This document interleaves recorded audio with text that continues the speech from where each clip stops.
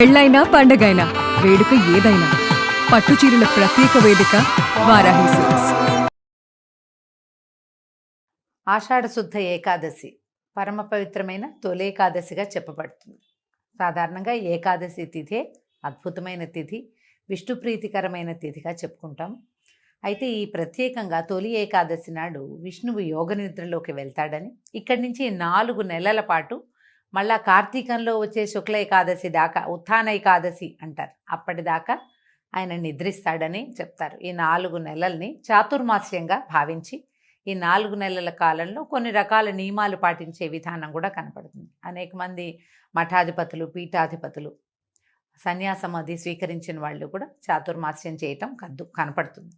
సంసారులు కూడా, సాధారణమైన వాళ్ళు కూడా చాతుర్మాస్య దీక్ష, పెద్దవాళ్ళు దీక్ష తీసుకుంటారు. అది ఇక్కడి నుంచి మొదలు ప్రతి నెల ఒక్కొక్క వస్తువుని వ్యర్థ పదార్థంగా తీసి పక్కకు పెడతారు. వాళ్ళ పద్ధతి ప్రకారం చేసుకోవచ్చు.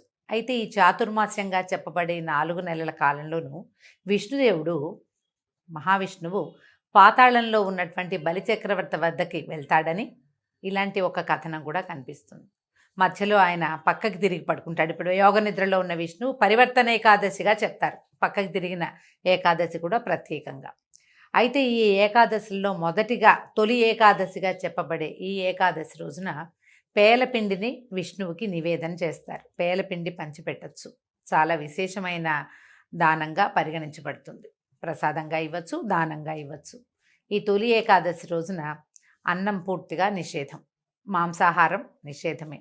ఆ తర్వాత ఒకవేళ ఏదైనా అనారోగ్యంగా ఉండి ఆహారం విసర్జన చేయలేము, ఉపవాసం చేయలేని వాళ్ళు సాత్వికమైన ఆహారం ఏదైనా తీసుకోవచ్చు. ఉల్లి, వెల్లుల్లి అలాంటివి తీసుకోకూడదని చెప్తారు. అయితే ఏకాదశి సాధారణంగా మనం అందరూ ప్రతి ఏకాదశికి ఉండేటట్టుగానే ఈ తొలి ఏకాదశి నాడు కూడా ఆ రోజంతా ఉపవాసం ఉండటం, పగలు నిద్రించకూడదు, రోజంతా విష్ణునామస్మరణలో ఉండాలి, ఎక్కువగా నామపారాయణ చేసుకుంటే మంచిది. మళ్ళీ మర్నాడు ఉదయం ద్వాదశి సమయం దాటకుండానే పారణ చేయటం, ఎవరికైనా బ్రాహ్మణ భోజనం ఇవ్వటం, బ్రాహ్మణులకి భోజనం పెట్టడం, లేదా మోయిని ఇవ్వటం, పొత్తర్లు ఇస్తామంటారు, అలాంటిది ఏదైనా ఇవ్వచ్చు. ఇచ్చి తాము భోజనం చేస్తే తొలి ఏకాదశి వ్రతం పూర్తవుతుంది. ఈ తొలి ఏకాదశిని శయనేకాదశిగా కూడా చెప్తారు. విష్ణుమూర్తి నిద్రపోతారు కాబట్టి, ఇక్కడి నుంచి నిద్ర మొదలు కాబట్టి. అయితే ఇప్పటి నుంచే మనకి కొద్ది రోజులు, ఒక 10 రోజుల తర్వాత ఇంచుమించుగా దీనికి దగ్గరలోనే ఉత్తరాయణ కాలం వెళ్ళిపోయి దక్షిణాయనం మొదలవుతుంది. ఉపాసనా కాలంగా చెప్తారు. దేవతల నిద్రాకాలమని, ఇప్పుడు తప్పకుండా ఉపాసనలు పెంచాలని. పండగలు చాలా వస్తాయి చూడండి. ఈ తొలి ఏకాదశి తర్వాత క్రమంగా మనకేముంది, ఆషాఢం వెళ్ళిపోతే శ్రావణం వస్తే అన్ని పూజలు. భాద్రపదంలో 10 రోజులేమో మనం గణపతికి పూజ చేసుకుంటాం. పౌర్ణమి గడిచి గణపతిని పంపించంగానే పితృ అమావాస్యలు అవి వచ్చేస్తాయి, పితృపక్షాలు వస్తాయి, మహాలయ పక్షాలుగా చెప్పబడతాయి. పితృపక్షాలు చేస్తాం. పితృపక్షాలు భాద్రపదం వెళ్ళంగానే ఆశ్వీజ మాసం వస్తుంది. 10-12 రోజులు అమ్మవారిని సేవిస్తాం. 10 రోజులు అమ్మవారి సేవ అవుతుందా, మళ్ళీ ఒక 15 రోజులు గడిచేసరికి లక్ష్మీదేవిని పూజ చేసుకుంటాం దీపావళికి. దీపావళి వెళ్ళిన తెల్లవారి నుంచి మొదలు కార్తీక మాసం మహత్తరమైన ఉపాసనా మాసం. అది కార్తీక స్నానాలు అవి చేస్తాం. కార్తీకం అవి మార్గశిరం రాగానే ఒక వారం గడిచేసరికి ధనుర్మాసం ప్రారంభం అవుతుంది. మళ్ళీ విష్ణు పూజ మొదలు పెట్టుకుంటాము. ధనుర్మాసం పూర్తయి ధనుసయి మార్గశిరం అయిన తర్వాత పుష్యమాసం సగపడి పడేసరికల్లా మళ్ళీ మనకి ఉత్తరాయణ పుణ్యకాలం మళ్ళీ మొదలవుతుంది. ఈ దక్షిణాయనం అంతా కూడా దేవతల నిద్రాకాలంగా ఉండి, ఈ సమయంలో మనం ఉపాసనలు, స్నానాలు, పూజలు, హోమాలు, తీర్థయాత్రలు అలాంటివన్నీ చేయటం వల్ల ఏమవుతుంది, భూమికి బలం వస్తుంది, మనకి పుణ్యబలం పెరుగుతుంది, దేవతలు కూడా బలం పుంజుకుంటారట. తర్వాత వాళ్ళు మనకి వరాలు ఇచ్చే కాలం ఉత్తరాయణం తర్వాత దేవతలు అత్యంత ప్రసన్నులుగా ఉంటారని ఇలా చెప్పబడి ఈ కాలం అంతా కూడా మనకి ఉపాసనా సంబంధమైన పండుగలే కనపడతాయి. దానికి ఆరంభమే తొలి ఏకాదశి. ఆషాఢ మాసంలో ఇంకా వేరే పండగలేం లేవు. ఆషాఢ మాసం శూన్యమాసం, ఖాళీ. కొత్తగా పెళ్ళైన ఆడపిల్లలు పుట్టింటికి వచ్చేస్తారు, అల్లుడు గడప దాటకూడదు, ఇలాంటి నియమాలు కూడా మన ప్రాంతంలో కనపడతాయి. అయితే ఆషాఢంలో ప్రత్యేకంగా ఆడవాళ్ళు గోరింటాకు పెట్టుకోవాలని, మునగాకు తప్పకుండా, అవిసె కూర, మునగాకు అవి తినాలని చెప్తారు. ఇవన్నీ కూడా సీజనల్గా చెప్పబడినవేనండి. ఆషాఢం తర్వాత ఏముంది, శ్రావణ భాద్రపదాలు వస్తాయి. శ్రావణ భాద్రపదాలు అంటే వర్ష ఋతువు, వర్షాలు వస్తాయి కదా. ఈ వానలు వచ్చే ముందు కాలం అంతా కూడా మనం మన గోళ్ళు, వేళ్ళు, చర్మం, పొట్ట అంటే మా గట్టుని అన్నిటి రెడీగా చేసుకోవడం కోసమే ఈ గోరింటాకులు పెట్టుకోవటము అలాంటివన్నీ.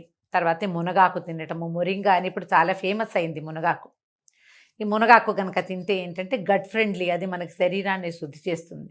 ఆదివారాలైనా కనీసం తినాలంటారు. తెలంగాణ ప్రాంతం అంతా ఆషాఢ మాసం అంతా కూడా అమ్మవారి సేవాకాలం నడుస్తుంది.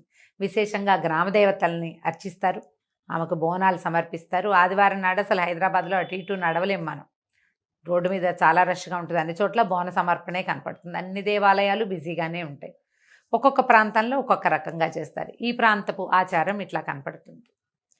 ఆంధ్ర ప్రాంతంలో ఇంకొక రకంగా అమ్మవారికి ఆషాఢ ఆదివారాల్లో అమ్మవారికి పెరుగన్నం ఇవ్వటం, గంగానమ్మకు పెట్టడము, అది కొన్ని ప్రాంతాల్లో కనపడుతుంది. ఈ ప్రాంతీయ ఆచారాల్ని మనం ఎలాగూ పాటిస్తాం.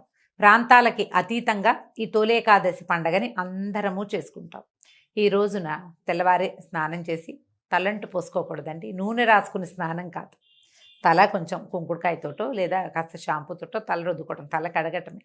తెల్లవారే స్నానం చేయటం, పూజా పునస్కారం చేసుకోవటం, భగవంతుడికి పళ్ళు పాలు నివేదన చేసి దాంతోపాటు పేల పిండిని కూడా నివేదన చేసి, పేలాల పిండినే ఈ రోజును మనం ఆహారంగా తీసుకోవచ్చు. దాన్ని అందరికీ ప్రసాదంగా పంచిపెట్టచ్చు.